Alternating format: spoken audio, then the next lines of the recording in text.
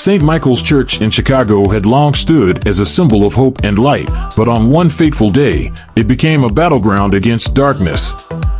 Father Torrain, known for his unwavering devotion, prepared to deliver a sermon as sunlight streamed through stained glass. Yet, unease gripped him. The Bible felt alien, the silence oppressive, and the air seemed heavy with a malevolent presence. As he spoke, the congregation shifted. Several parishioners rose with unnatural, jerky movements, their eyes glowing bloodshot red.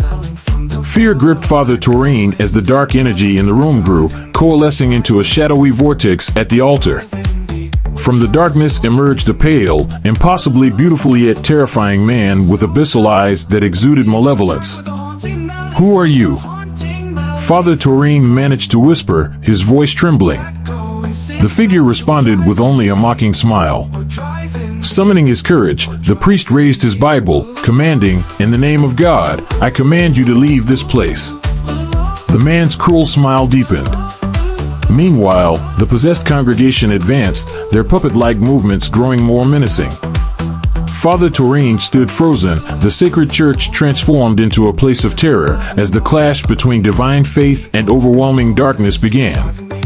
St. Michael's Church, once a sanctuary of light, was consumed by darkness as Father Torrain faced an unimaginable evil.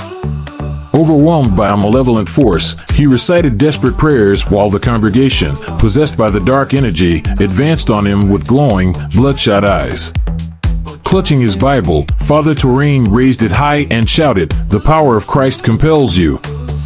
For a brief moment, the possessed faltered, but the hope was short-lived.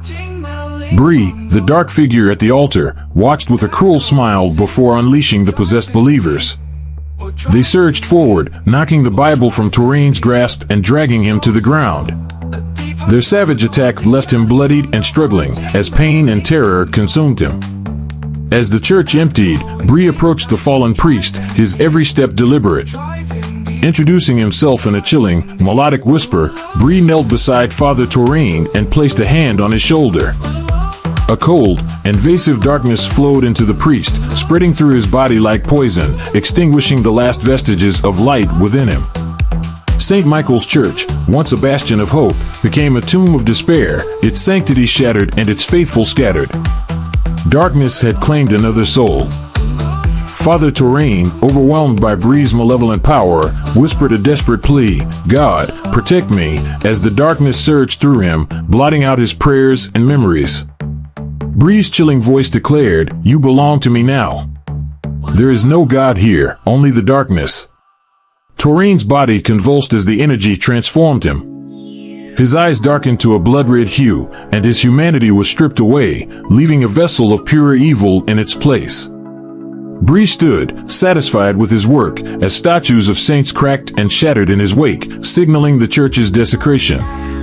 He commanded, "Go forth, my servant.